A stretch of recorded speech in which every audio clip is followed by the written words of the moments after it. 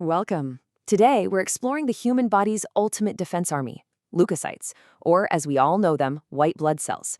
आज की इस explainer में हम अपनी body के सबसे important defense system के बारे में बात करेंगे. So, get ready, because these microscopic soldiers are absolutely fascinating.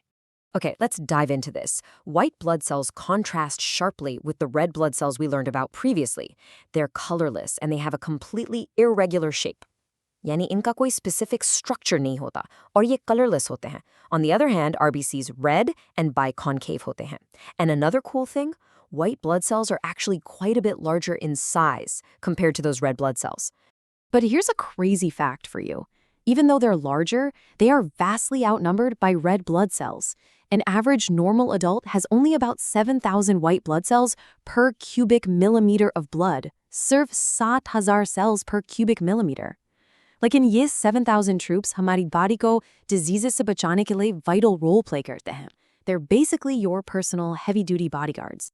All right, here's our roadmap for today's session. First, an introduction to leukocytes. Second, granulocytes, the granular guards.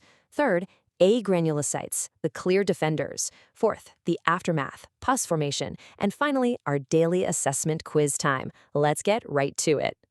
Section 1. Introduction to leukocytes. हमेशा याद रखें, the primary function of all these cells is defense.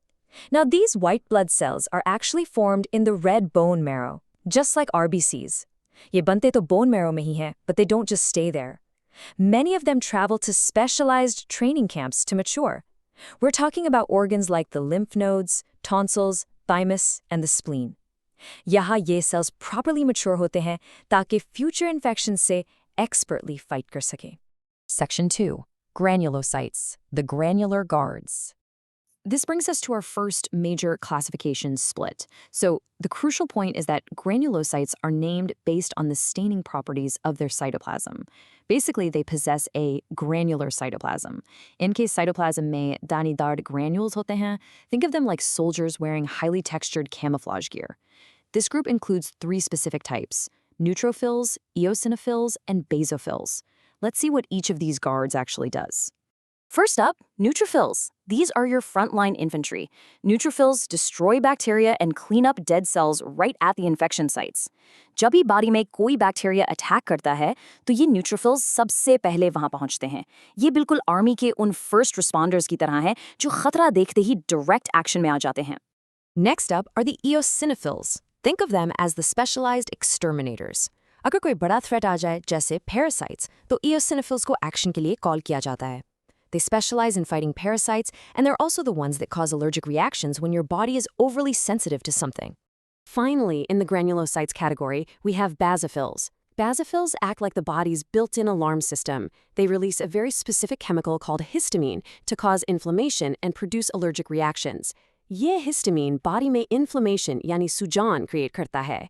And inflammation is basically a signal, एक red alert है, जो बाकी immune system को बताता है कि यहाँ infection है और फौरन backup की ज़रूरत है. Section 3. Agranulocytes, the clear defenders.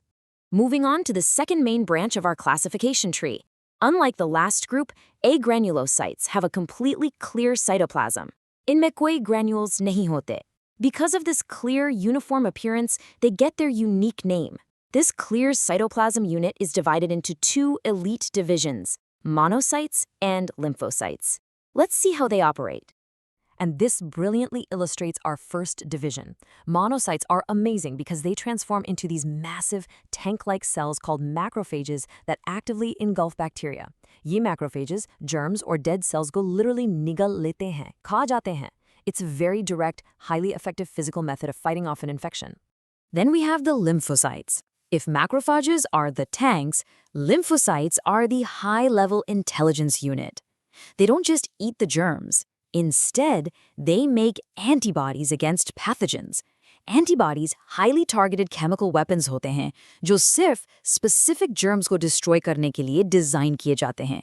It's a highly sophisticated chemical defense mechanism. Section 4. The aftermath. Pus formation. So what exactly happens when the microscopic battlefield finally goes quiet? Let's walk through the step-by-step reality of an infection site. First, macrophages engulf and kill the germs.